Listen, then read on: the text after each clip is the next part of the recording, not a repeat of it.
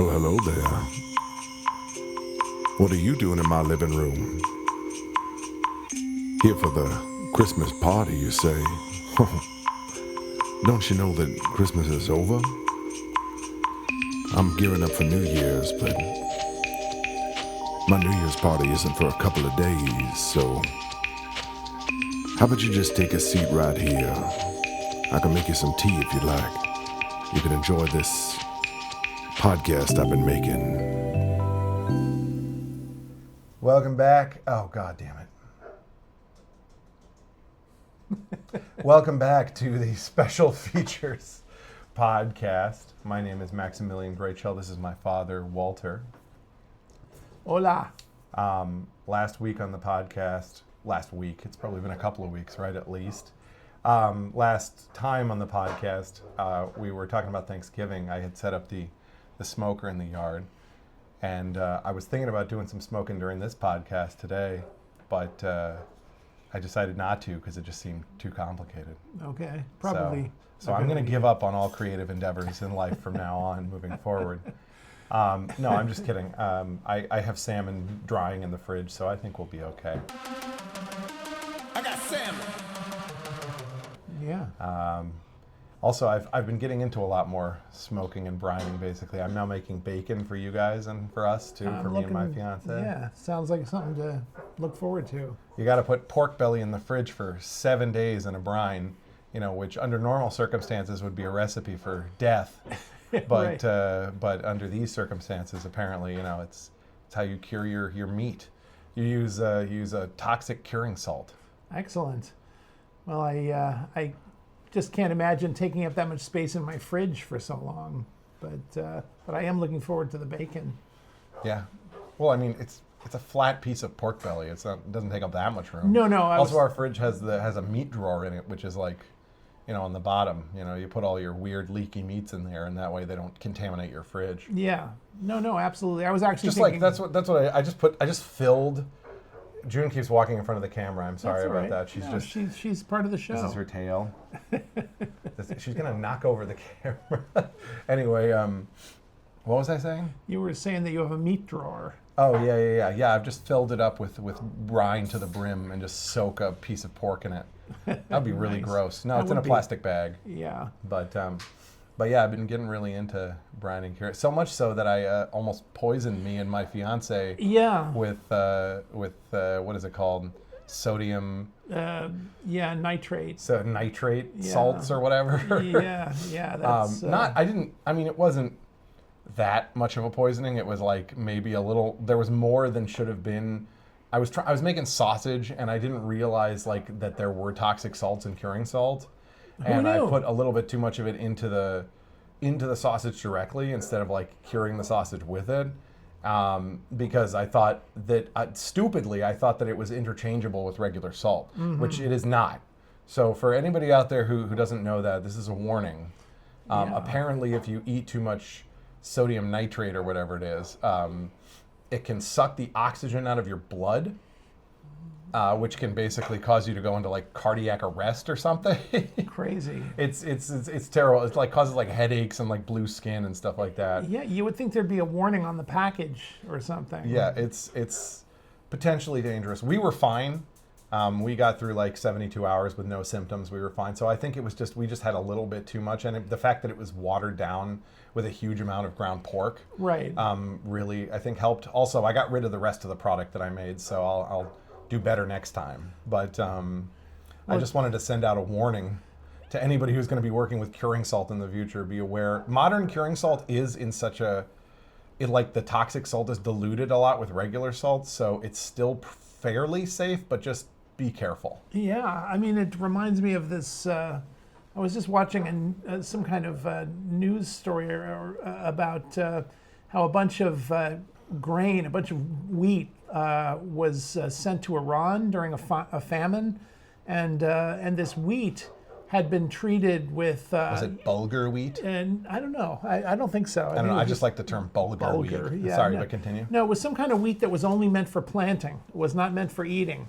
And the reason for that is that the wheat was treated with an anti-fungal and anti-pest thing. It was treated with mercury. Yeah. And so to distinguish this wheat from ordinary wheat, they dyed it pink, which you told me the salt is also pink, right? So apparently they're using pink dye to differentiate toxins and things. Yeah. Which I think is the stupidest color marker imaginable. Well, and in the case of this wheat, it was really stupid because the people were desperate, and so they were grinding this wheat and making bread out of it, but the bread they were making was pink. Yeah. And so it was very attractive to children. Children liked the look of this, and they wanted to eat it. And apparently, like 1,000 people or more died from heavy metal poisoning. Yeah, mercury poisoning. Heavy metal poisoning sounds so boss, but in reality, it's horrible.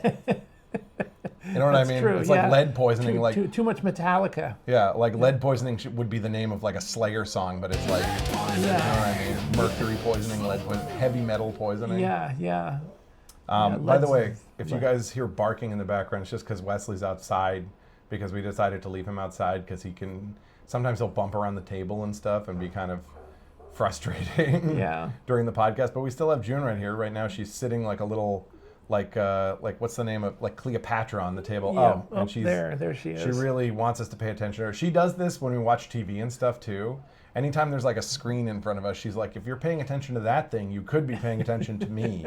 Right. And I want you to be aware of that. Yes. Also, she loves it. My mom, because it's almost Christmas, this is like 2 or 3 days before Christmas right now as we record this, right? Yeah. My mom is using our kitchen because it's a little roomier than my parents' kitchen back home to make some, what are you making, gingerbread? Gingerbread, yeah. You're making gingerbread. So A tasty gingerbread. if you hear a little, knocking and a rustling in the kitchen, that's what's going on. Yep. I'm sure everyone's wondering what those noises are. Yes, that was the big question for this podcast. They were like, oh man, little kitchen noises in the background. What mystery? What sort of Da Vinci Code-esque mystery Exactly. have we created? See, and now you've just caused them all to go, gingerbread. Yes. That's right.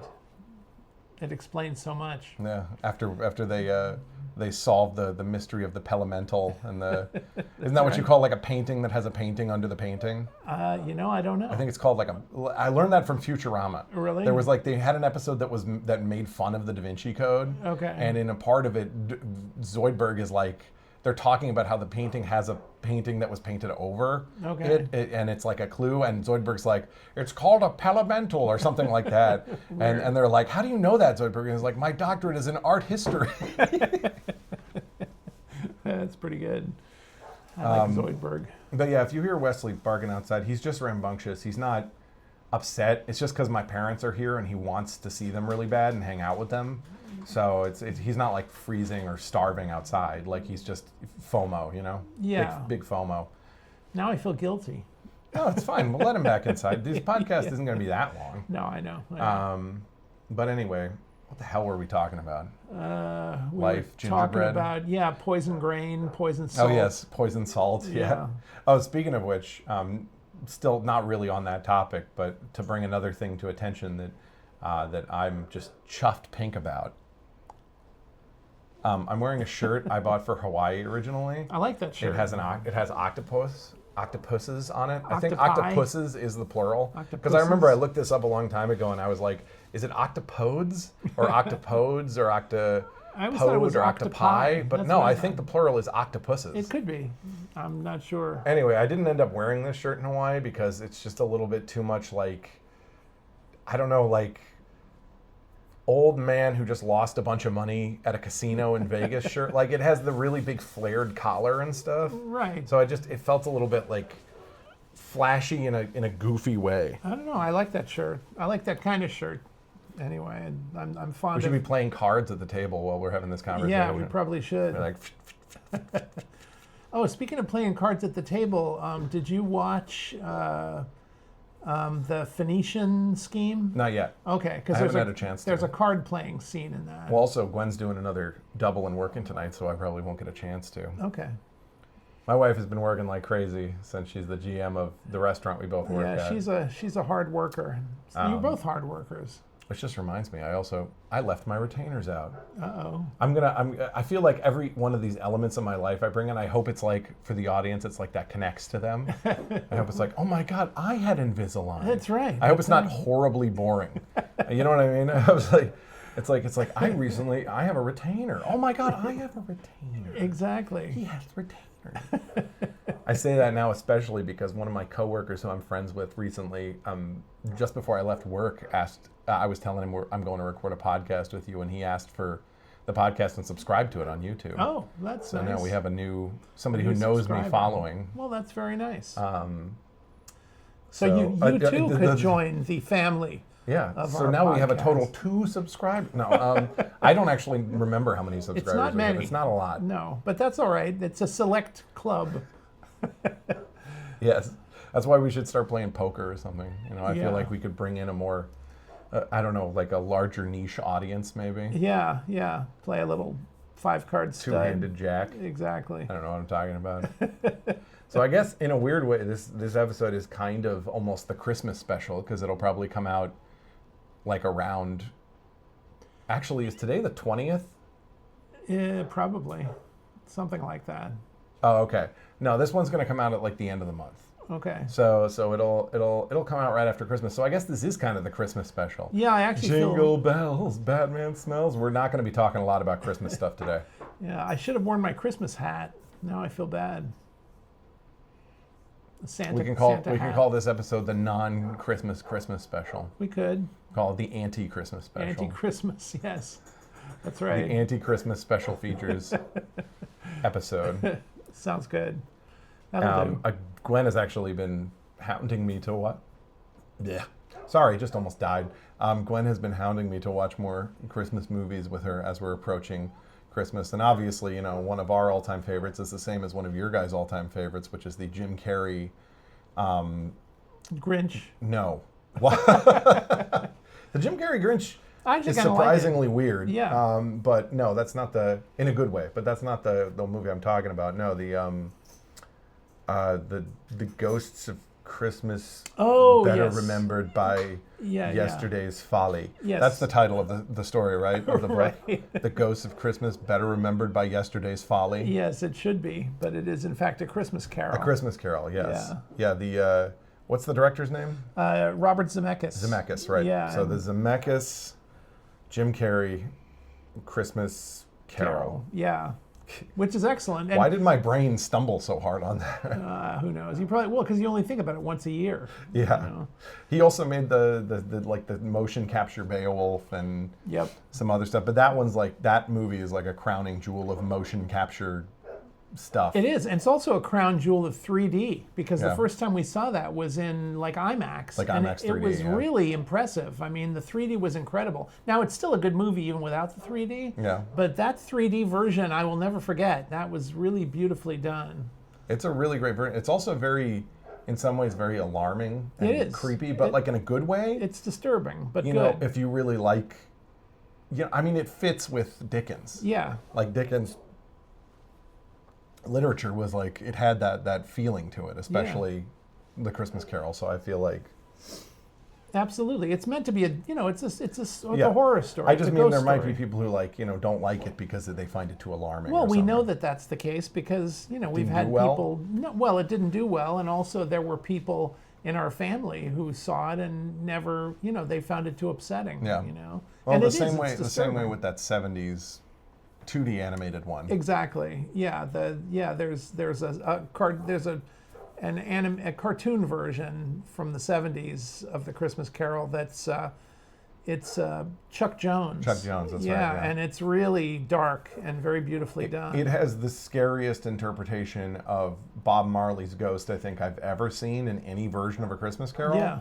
So fair warning to anybody who's planning on watching it. Maybe watch it on your own first before you show it to your kids or anything, because they might find it very alarming.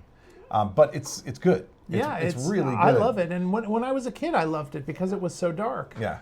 And I mean, especially if you're somebody where Christmas has sort of a, mixed, it's Christmas can be beautiful, but if you grew up poor, it can also be kind of sad.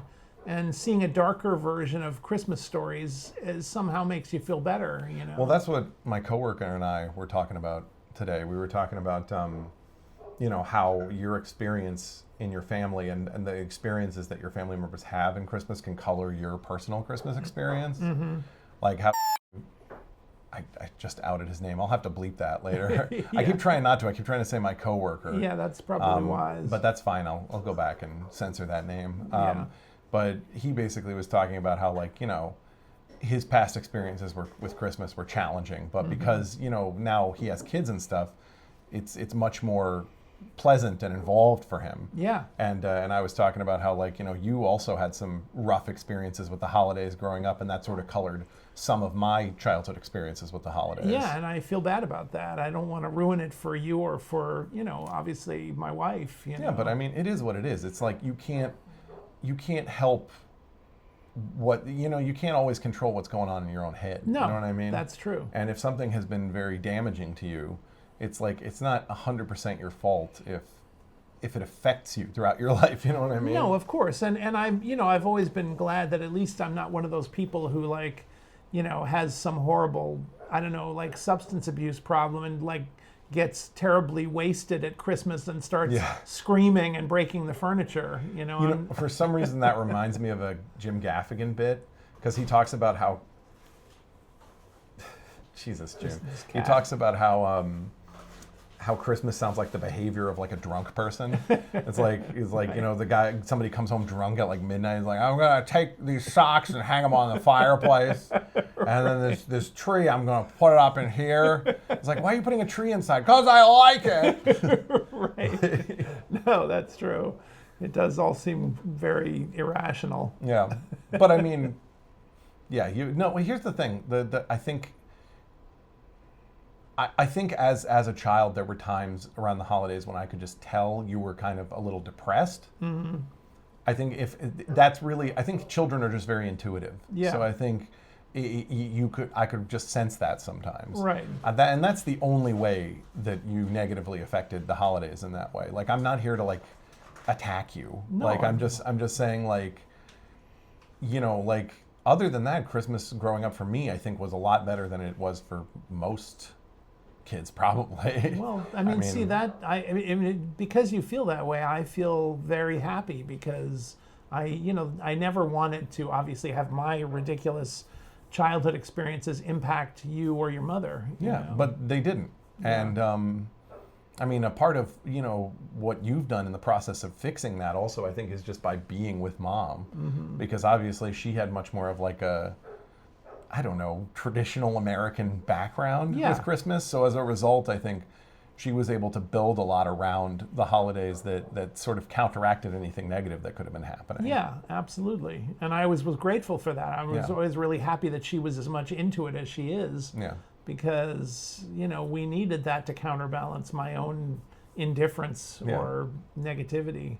No, I feel very grateful for a lot of the things about the childhood that I have. So much so that I wish there are elements of things that I feel like I'm not necessarily going to be able to do for my own kids, mm-hmm. that it makes me a little bit sad that I can't, Yeah. Because obviously I'm trying to build a different structure for my family. I'm trying to crack down on those little bastards. That's right. I'm going to be like, Santa doesn't exist. Think of something practical you want this holiday season. That's right. Take a business class. Yeah, exactly. No, I don't mean that. I just mean I don't know, because Mom was was a civilian contractor, teacher with the Department of Defense. We were overseas a lot when I was young, and a lot of my formative childhood memories are snorkeling in tropical reefs and stuff. Yeah. I don't know if my kid is going to have memories like that. Of course. But that's not necessary either. I mean, anything can be magical, I mean, I always think about, we went down to this museum that had the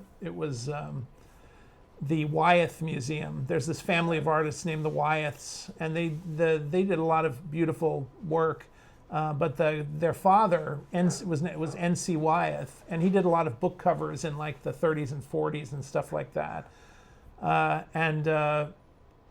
He made sure that his kids had this very magical upbringing.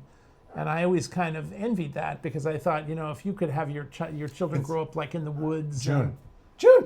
Sorry, she's gonna bump the camera. Well, she hasn't so far. Come here. I think she's being careful. I know, but she was about to start rubbing her face on the camera because when she gets affection, she likes to like rub her face on, and people who own cats will know this. Yeah. She likes to like rub her face on like the hard edges of stuff. Yeah. So I was worried she was gonna knock the camera over. Yeah, no, I don't want that. If she starts to do that, I'll try to hold it. Is MC Wyeth, who we were talking about with like the kids were like the ones who couldn't get over how great their childhood was, and it gave them like depression. That's actually the dark side of that story. Is that as adults, his children had some certain problems because their childhood had been so magical that I think the disillusionment of adulthood was very, very, depressing for them, especially for the daughters. That's so interesting. Yeah. Because in some ways I sort of understand that. Because I feel like like a little demon. Yeah. Like a little demon. Come here, come on. In some ways I sort of understand that because like I feel like going through some of the rougher things I have in my life and going through like, obviously like being bullied or stuff in school, stuff like that. But also later in life, like going through traumas and dealing with like just the crazy stuff that I've dealt with. Yeah. Some of that stuff does almost feel like it's harder to come back from when you feel like things were easier to some extent when you were younger. Yeah. That being said, for me, I feel like it's purely like an emotional thing. Like I never feel like, because there's people that say like, that have like, this has become a very common like memed thing, especially among the millennial generation, this idea that like, oh, childhood was so beautiful and simple and I wish I could go back, because life has become very hard, especially for the millennial generation. A lot of us work like more than full time to make not enough money to survive, and like nothing is, you know what I mean? Yeah. Like the world, the political situation, the situation for people to live right now is so brutal. No, I totally get it. That I think a lot of people from my generation, and maybe from generations right before or right after us, have this sort of magical image of childhood as this like peaceful, wonderful time. Like waking up on Saturday morning and playing video games with your friends and things like that. Yep. Meanwhile, like, June, Jesus. This whole episode's going to be us shooing June away. It's kind of fun. I kind of have this feeling that even though there were things about childhood that were more carefree, just because you didn't have to like worry about money, and that's really the big factor, isn't it? It's whether or not you had to worry about money. Yes. Because I think a lot of people who had childhoods where they did have to worry about money probably didn't really have magical childhoods. Right. I mean, like I think about even your childhood. It's like there were good things you said about your childhood. Absolutely. But because you lived in poverty and because your mom was like so, like all over the place and not super trustworthy, it was almost like you kind of had to worry about your situation as well as she. Oh, absolutely. She made it your problem. Yeah. Well, I mean, if you have a parent and they're stressed and really scared and worried about money, and to the point where they're literally up all night smoking in the kitchen, muttering to themselves. Yeah. I mean, that was something that was very common with my mother, is that she would be up all night smoking and muttering to herself. And, when you're a kid, how do you, it's very, I mean, of course you're going to be nervous if you see that, because your parent is going through some kind of crisis. Help. I was trying to pick her up to like hold her for a second, but she's clawing my back. Yeah. All right, you can stay there. You can stay. No, don't. Where are you going? She's like, no, I want to keep bothering you. I'm not allowed to. I'm not leaving. I'm not letting you restrain me, Father. That's right. You cannot restrain me, Father. It's too bad she's not like the cat we used to have, Nefer, who would like kind of drape herself around the back of your neck and just lay on your shoulders forever. She's being sort of calm right now. Yeah, so she is. She's being pretty good maybe at I'll the just moment. maybe I'll just hold her like this for a second. Anyway, but yeah, if obviously that's a challenging situation, being a child where your parents make their adult issues your problem. Yeah. But even if you have like a relatively okay childhood, which I would say my childhood was pretty good, I still don't want to be a child again. I Right. think there's a lot of people that want to regress to childhood because they feel like it's easier somehow. Yeah. But I think a lot of those people have forgotten the downside of childhood, which is you're not in control of your own life. Right. You basically, everyone else makes decisions for you, and anything, and especially if we're talking about like people with parents who are crazy or have financial issues or things like that, that means everything, every mistake your parent makes has to be a part of your life. And you can't escape that until you're an adult. And it's like, that's kind of a curse. Yeah. Now here's the upside of that, because my childhood was like that. When I finally was able to leave home, it was the most wonderful thing in the world. I mean, like when I was on the bus leaving California, like sitting on that bus and leaving California for the first time was just like the most magical thing. You can't imagine the joy of being on that bus, Yeah. you know, except maybe having the cat on your shoulder. I don't know that. I think she's chewing on the plants behind me. No, she's not. She's just sitting there. Okay, well, maybe she just can't find a place to jump down to, and she's... What are you doing? This hurts. Come on. There she goes. Come here. This time I'm not letting you do that. Come here. You're going to mess up your microphone. No, I'll hold her on the opposite side. Okay. There. Anyway. Anyways, so, you know, if you've had a dark, you know, childhood of where you're stressed a lot of the time and you feel like you don't feel safe, leaving home is a wonderful thing.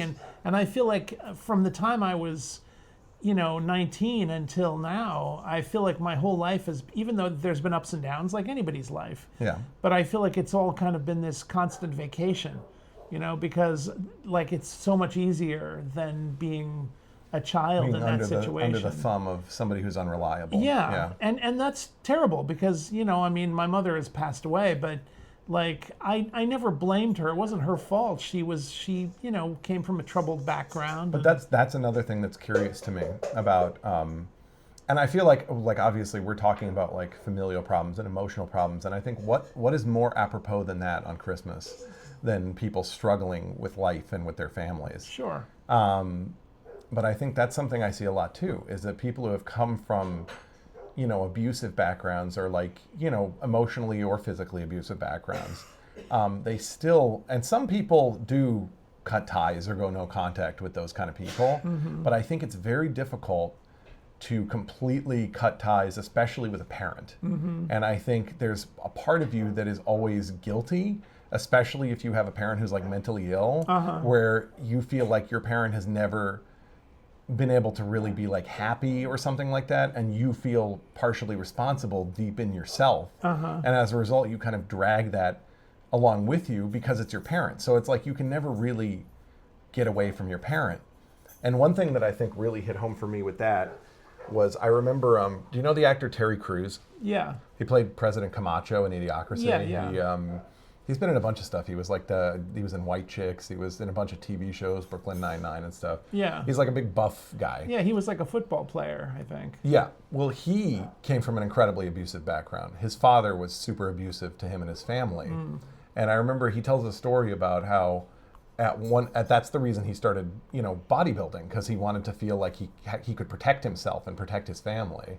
And so it was like a thing in his head about being strong. It's funny because I think Schwarzenegger tells a very similar story. I think it's true for a lot of bodybuilders. Yeah. But at some point, his father hit his mother when he was already like an adult, and he basically went over to the house, to his like childhood house, told everybody to leave, and then just like kicked his dad's ass for like a couple of hours. And he said like after it was over, he felt like nothing. He said like all this thing he'd prepared for, this thing he'd built up in his head, it felt like there was nothing fulfilling about it. And he was like, you know, no matter what they did, no child is ever supposed to hurt their parents. You know what I mean?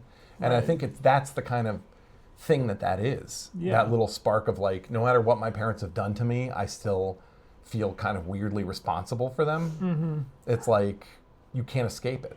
No, absolutely. I mean, obviously, I never stopped feeling guilty about, you know, my mother. I often wished I could have taken, you know, better care of her and so forth, you know. Which is so weird, because it was you were her responsibility 100%. Yeah. It's like what. But at the same time, you're talking about a single woman living, at a time when, there was very little, sympathy in society for a single woman. But that's the thing. Then you shouldn't blame yourself. You should blame the society. Yeah. Because your mother was mentally ill, and she didn't have like nearly the support she needed from society to like help her be functional, especially with a child. Right. And like, because she needed hands-on support. She was not the kind of person who was gonna like be okay ever. Right. And she never really got it. She only ever got like kind of half supports that didn't really do anything for her. They just sort of kept her from being homeless until she died, essentially. And even then, like if she'd been even just a little crazier, things could have been even worse. Oh, sure, absolutely. In fact, that was what I was always grateful for, was that she was as functional as she was. Yeah. Because it could have been so much worse, I'm just saying, like that's society's fault or the government's fault. It's not your fault. Yeah. But also it's just, that's the breaks. You know what I mean? Like, Them's the bricks. Yeah, exactly. Some people just have like screwy situations that they're either because of their wiring, or it's because of their parents, or or their children's. I mean, you think about what that whole thing that just happened with Rob Reiner. No, I know, but we also don't know what the situation was there. No, we don't. But his son clearly seems like a troubled person. Yeah. And that's, again, who can predict things like that? This is just. I know, but like, how do we know his son didn't go through something that was imposed by Reiner and his wife? Well, I mean, I'm definitely not saying he should have killed them. Obviously not. I'm just saying, like, we don't know their situation. No, of course we don't. But we do know that obviously, if you're a person who grows up with somebody who's famous, it can be, obviously it can mess you up. Yeah. Because it's a common story. We see it a lot. Of course. Well, also, I recently saw something on Facebook that was like, Conan stopped people from calling 911 when Reiner and his son were like blowing up at some party at each other.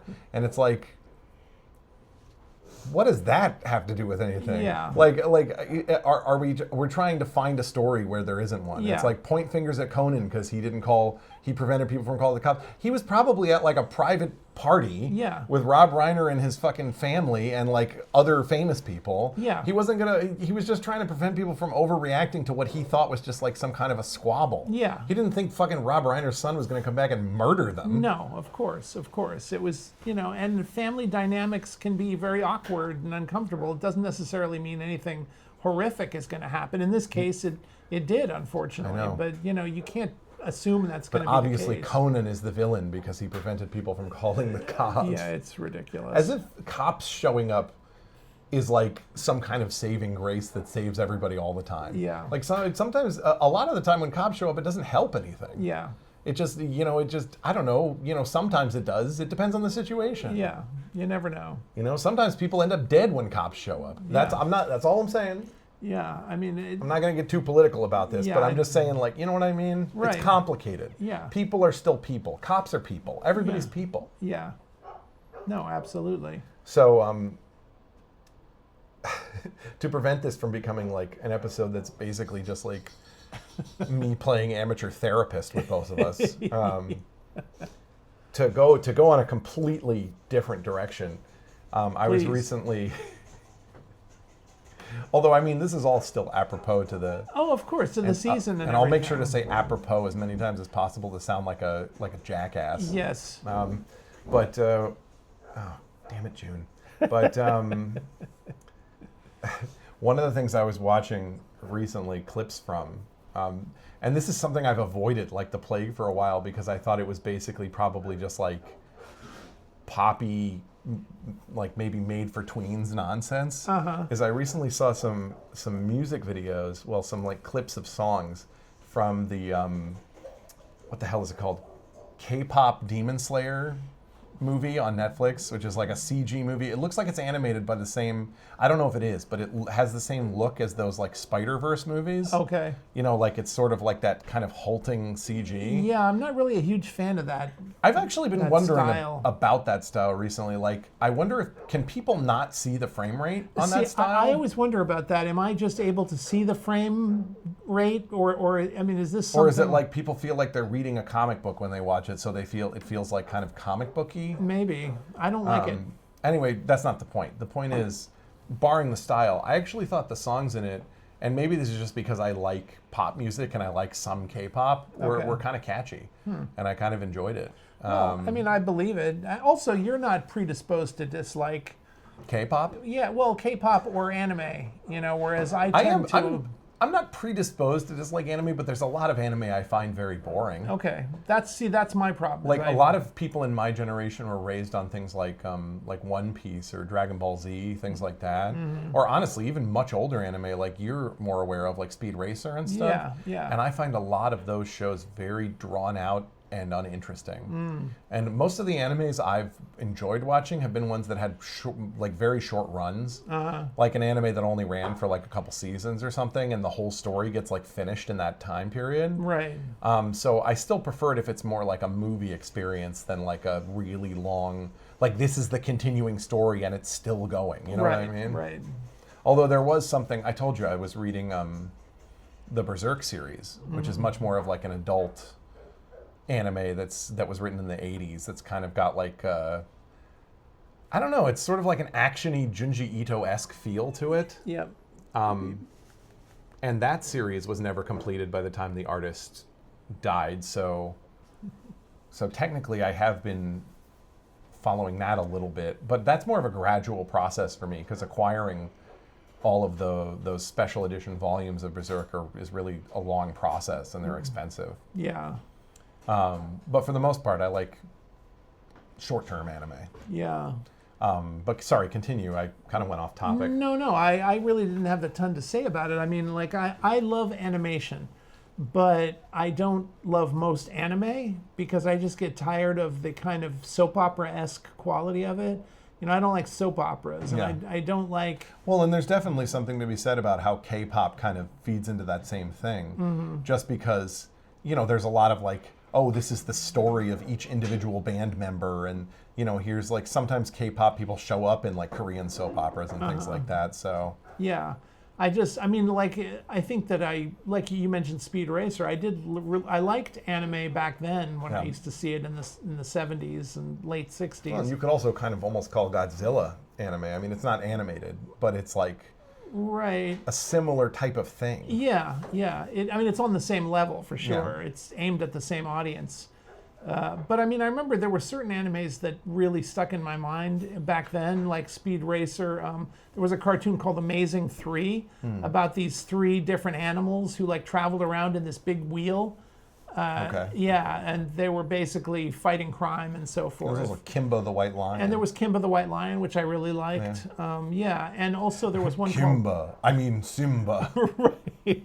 Yeah, see, that's it. Right. Yeah, that's a joke from The Simpsons about joking about how the Lion King stole Kimba. Yeah, which it sort of did. Sorry, but continue. No, and then there was one called Marine Boy, I think, about this kid who chews this oxygum so he can breathe underwater. Was Gigantor an anime? Yeah, Gigantor also. Okay. And I also liked that show.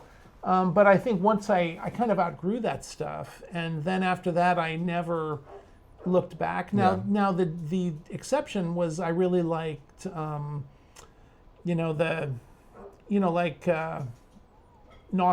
All the Miyazaki movies. But I feel like every I don't want to say every white person, but it's kind of true. Every like white person and probably a good number of Japanese people have like warm spots in their heart for Miyazaki movies. Right, and I feel like Miyazaki in himself actually kind of underwent the same process that I went through, where I think he probably liked earliest anime, but then he outgrew it and he wanted to create something more elaborate. Deeper, yeah. Exactly. It's funny, James Cameron. Miyazaki is almost the like to anime what James Cameron is to movies in a weird way. Kind of. And I don't mean that, like, I honestly think Miyazaki's more talented at like writing than James Cameron is. However, both of them are really good at creating stuff that appeals to the widest possible audience. Yes.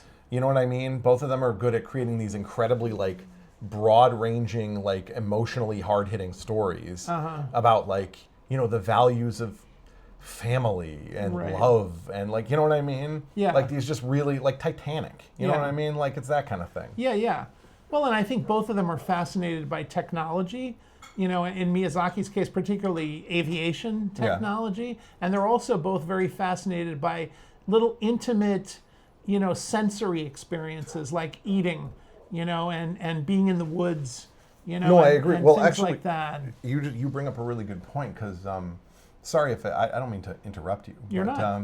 Like in the first Avatar movie, I think about the scene where Sully first gets into his big alien body. Yes. And the first thing that happens is that Sigourney Weaver tosses him some kind of big weird alien fruit that Right. he takes a bite out of. Yeah.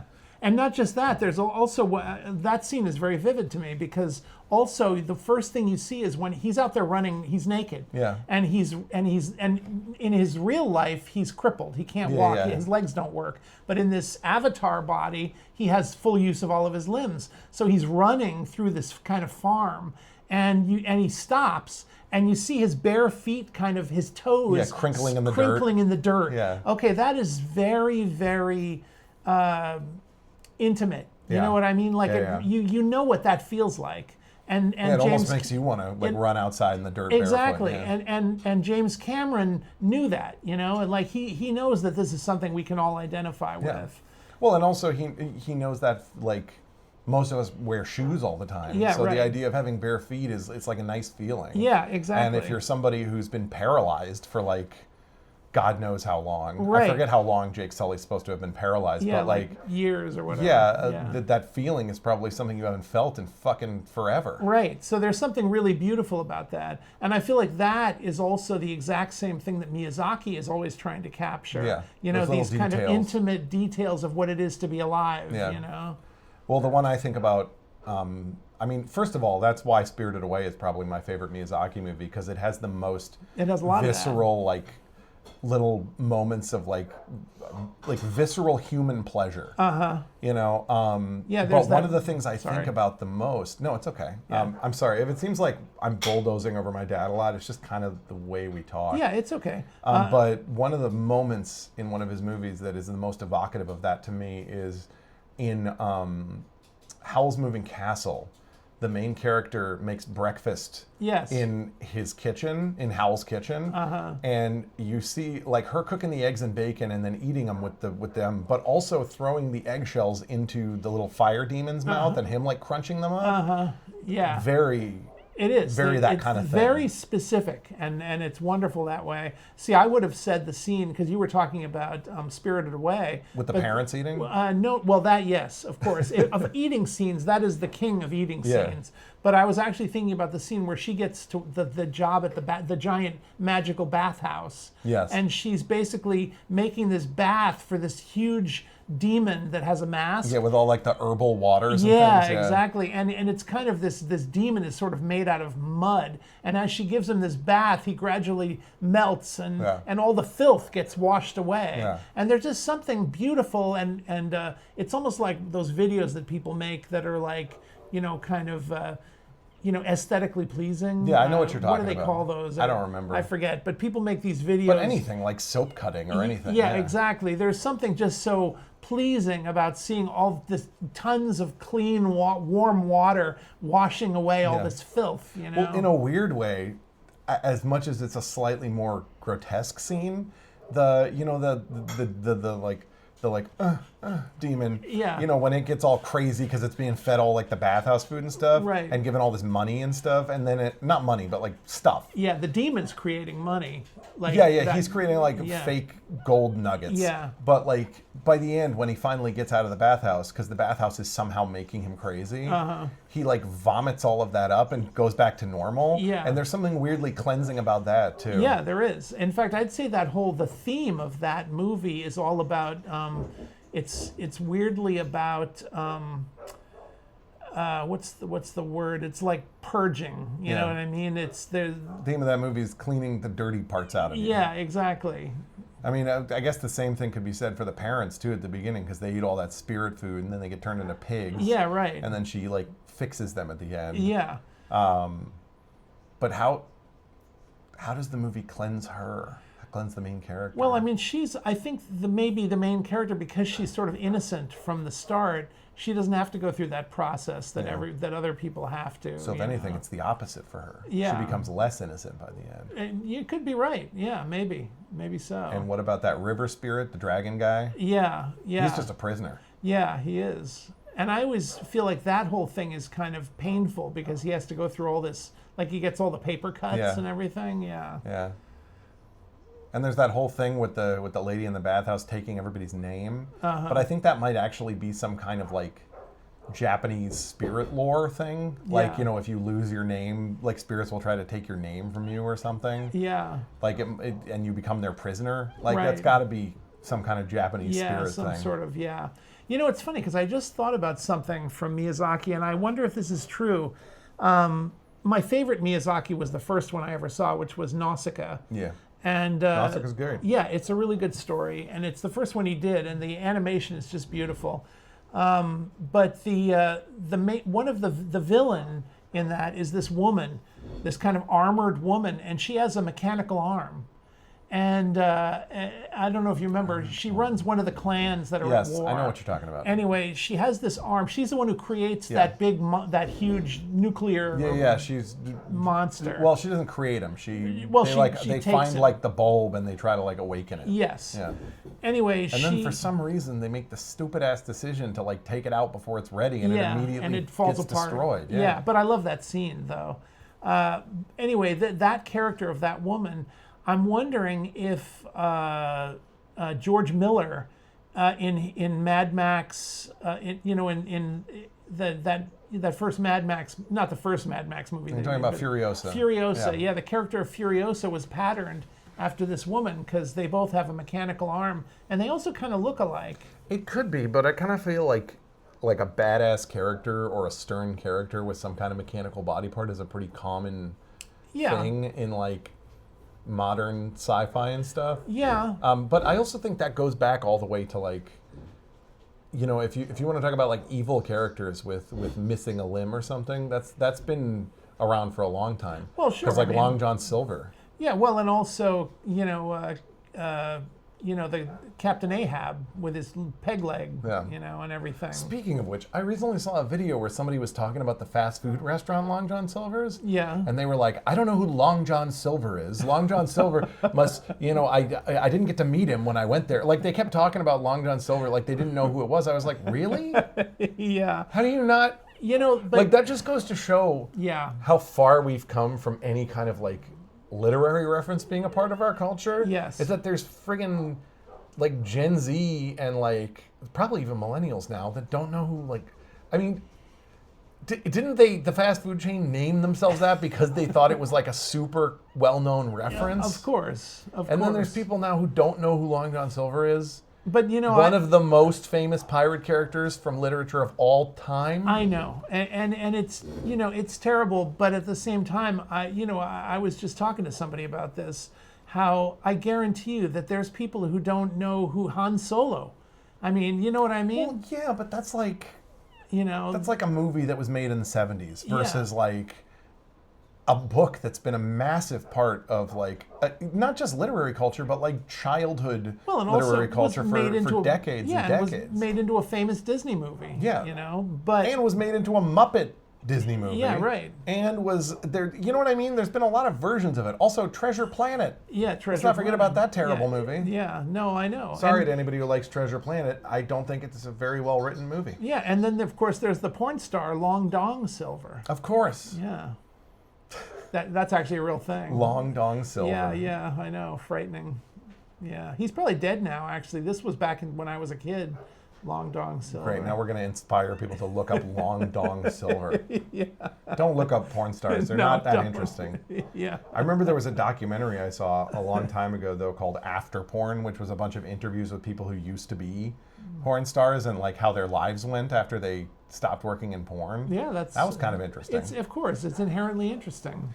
But as far as porn goes, there's nothing all that inherently interesting about porn itself or the porn industry. No. Obviously we want to protect people who are involved in sex work from being exploited like anyone else. Yeah, of course. But that's not to say, I mean, I'm not anti-porn or anything. I feel like I mean, Well, I don't. clearly I don't, not, since you know of Long Dong Silver. Yeah. Well, but when I was a kid in the 70s, like obviously it was not unusual for a teenager to be like on the lookout for like loose porn magazines. No, of course. Everybody goes through that phase Yeah. if they're like a young boy. Yeah. Because boys are always like, what is it? I remember there's a Louis C.K. joke where he says that if you have like a teenage, like a boy going through puberty at your house, there's going to be like, he's going to have rubbed his wiener on everything. Right. Because it's like when you're like going through puberty, you like want to see if there's anything that feels good enough that you don't have to talk to a girl. Right. So it's like that kind of thing. But Yeah. speaking of weird, So much of emergency equipment out behind your house there. oh no, there isn't. The highway's behind our house. I know. Okay. So you just see emergency vehicles driving by. Okay, sometimes. that's fine. That's fine. I just don't want them to like think that the dog needs rescuing. Anyway, I think there was also a porn star named like Jules Verne or something. I'm sure there was all kinds. Yeah, like absolutely. goofy literary porn names. Yeah. What's the name of Mark Wahlberg's Oh, in character Boogie in Nights? Boogie Nights? It's Yeah. like Dirk Diggler. Dirk Diggler. Yeah. Which I think is, that's when you go into the realm of like porn names that aren't like not metaphorical, that aren't like play on words names, but are still just goofy. Yes. I feel like that's back when porn was in its infancy. Well, that was back when porn was just mainstream, kind of. Yeah. I mean, that's the thing. When I was a kid in LA, any newsstand that you went to or any magazine rack would have porn right there. I mean, it was just Used to be a lot more common. It used to be very, well, very also, prevalent. like we talk about stuff like on is it Broadway? In New York? Yeah, like that big area in New York, Fifth Avenue maybe? Times Square? Times Square, yes. Yeah. We talk about Times Square used to have like porn theaters Of and course. stuff. Yeah, and absolutely. And obviously now it's much more like something we try to keep hidden. But I question if our society is healthier because we do that. Well, me too. In fact, I would say probably not. I feel like we had a much more interesting, I don't know, when I was a kid, I just felt like society made more sense than it does now because it was more reflective of human nature. Of what people are like, yeah. And I feel like we've tried to repress a lot of that. Yeah. And as a result, it makes things look cleaner on the outside, but in a lot of ways, that negativity comes out tenfold in private. Well, and also in order to have a society that's been scrubbed of all those things, you have to have a certain oppressive, control. There has to be a certain, what is it? Like authoritarianism? Well, I don't know about authoritarianism, but definitely you have to have a certain amount of taboo. You have to create more taboos, and I'm not sure taboos are really. I mean, like obviously you got to have some taboos. You want to have a taboo against killing people. You want to have a taboo against hurting others. We've talked about this a lot about like morality versus like laws and stuff, and it's like to some extent there are some things that it's better if you like try to build a better society to regulate them rather than creating these like hard laws against them. And we've talked about that with like sex work, with drugs, with like, if you have a society that's really well educated and that's like very open about things and like where everybody has all their basic needs met, like the ideal utopia. Right. In that utopia, you might not need laws against these things because people would be so well emotionally regulated and so well taken care of that most of them would not have an issue where they would be tempted to do something like become addicted to drugs or where they would, you know what I mean? Like it would be much more under control. Right, and if people did become addicted or whatever, there should be many very available avenues to cure you and to help you. But that's what I'm talking about. It's like they go back to those science experiments where they like, give mice heroin and then they find out like that the mice who are in a colony together and have like their little communities aren't doing heroin, that kind of thing. It's like if we had a society where everybody had all their basic needs met and where we really focused on like mental health and community and like where people had, if people were alone, they had places they knew, like they could, there's some kind of a nearby club they could go to and like make new friends or like, you know what I mean? Right. If they had all of that available to them, where would ever their urge be to like be like, okay, I'm going to shoot up heroin tonight. Right. Like Right. they wouldn't want to. Right, because usually those kinds of things come from some sort of despair. Yeah, isolation or problems with mental health. But if you're finding healthy ways to cope with, I mean, here's the thing. If like this tracks all the way back. So it's like we were just talking about like having like abuses from your family or from your parents. If we lived in a society that was that healthy, that would never even happen. People who were mentally ill like that would get treatment. Right. And those people, you know, if they still wanted to have kids, would have kids, but they'd have all the support they needed for those kids and for themselves. Right. So as a result, kids wouldn't grow up with those childhoods. Right. You know what I mean? It would retroactively, it would kind of fix everything. Yeah. Well, I think about that in terms of my own childhood. What if when I was a kid and my mother was, you know, having terrible despair? Now, of course, she would have avenues in that case.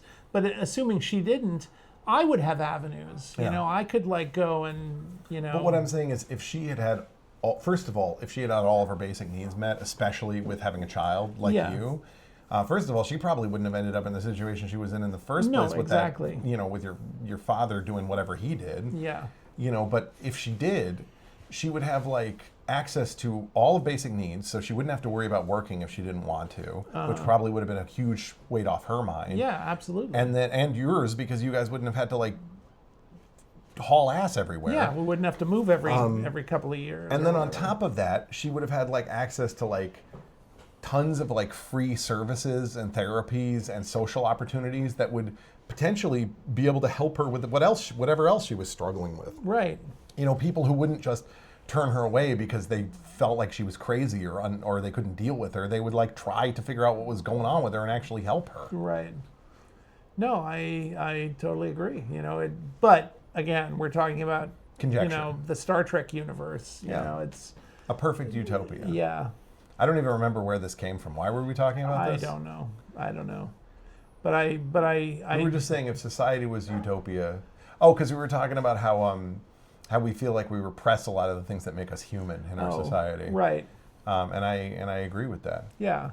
Well, that's why, you know, you end up, the more repressed a place is, the more like weird things peek out of the woodwork. Oh, sure. Absolutely. Like everybody jokes about those like sex letters that James Joyce wrote to his wife. Yeah, you know, because right. they're like all about like him being like turned on by her farts and stuff. But it's like, yeah, but he came from like a very repressive old Irish culture. Yeah. Like that at the time that he lived there was very, like, you know what I mean? It was trying to put him in even more of a box than our society does to us now. Yeah. So of course he's going to develop like Weird these weird obsessions. perversions, yeah. Because everything is so taboo. Yeah. Like having things be taboo and trying to like whitewash everything just makes, well, that's a different term, but you know what I mean? Trying to like clean everything just brings out even more weird little nuggets of lunacy. Right. Don't cover your mic up. Yeah. She almost detached your mic. Oh, sorry. Yeah, see, look, there's Yeah, I crazy. see. Made a loud. If there was some crazy audio, that's June's feet. Anyway, but regardless, you know, yeah, obviously there's a lot of things that could be done better in society, but Yeah. it's almost Christmas, and that's the time when all the people of the world are supposed to come together. And what is it that Scrooge's nephew says? Like, think of each other as fellow travelers to the grave and not some other race of creatures on other journeys. Yeah, I love that quote, actually. And it's true, you know. I mean, because ultimately we are all in the same boat, so to speak. You know, Yeah. we're all stuck in these mortal bodies on this, you know, hurtling ball of dirt, you know, flying through space. Yeah. I mean, if we're not going to be working with each other and trying to make a better world, I'm not quite sure, you know, what the point is. And at least we have K-pop. At least we have K-pop. And Gopjang. And Gopjang. Which is like fried intestine, which we recently had at a Korean restaurant. Yeah, we did. We had a all-you-can-eat fried intestine. It was actually... It wasn't was all good. you can eat. No, I know. It was all we could eat, though, I think. It was all we could eat. I mean, it was good. It was probably like the beefiest beef flavor I've ever experienced. Yeah, it was good. They seasoned it and they made it very tasty. I think they made it about as tasty as you can make intestine. Maybe. Because intestine is basically just a texture. Yeah. So like I think everything about intestine, about making it good, is like what you season it, how you cook it, you know? Yeah. And I think as I've had intestine a lot of times in my life, and that was definitely the best version of it I've had. Well, that's good. It was very it was a good Yeah. meal. You know, it was a fancy restaurant actually, and it was all very good. I mean, I liked everything we had pretty much. Did you like the gopchang? I liked the gopchang. Yeah, absolutely. It was tasty. You're an adventurous eater. Yeah, well, absolutely. I mean, I like the barbecue and the cold noodles. I like the bulgogi they made there that we had last time that you didn't have was really good too. Okay, well, but the other meats that we had as well as the gopchang were all very tasty. Very I high thought. quality meats. Yeah, And they brought us lettuce leaves, which was nice. yeah. I like to wrap it up in the lettuce leaves. Yeah, I would happily have more Korean food anytime. This has been a weird episode. It has. We I talked about feel some like movies. We talked about Korea, and we talked about like societal and familial abuses. Yeah. Merry Yeah, Christmas, Merry everyone. Christmas. That's right. Yeah. It's a bit depressing. I think that maybe the next one we have to try to talk about things that are a little more fun. Sometimes life is depressing. It can be, especially at Christmas time. So I'm not saying it's bad it's good that we talked about Also, this. I think we still maintain, an air of joviality and mischief. We did, and we had the cat, which was a huge help. Yeah, I think June helped a lot. Yeah. As she stands in the background and stares at me through the branches of the bamboo tree. Yeah, do you see her? There she is. She's peeking at us like an owl. The crazy cat. God rest ye merry gentlemen, let nothing you dismay. Remember Christ our Savior was born on Christmas Day to save us all from Satan's power when we had gone astray. Oh, the tidings of comfort and joy, oh, tidings of comfort and joy. As June blocks the camera one last time. See you next time. Merry Christmas.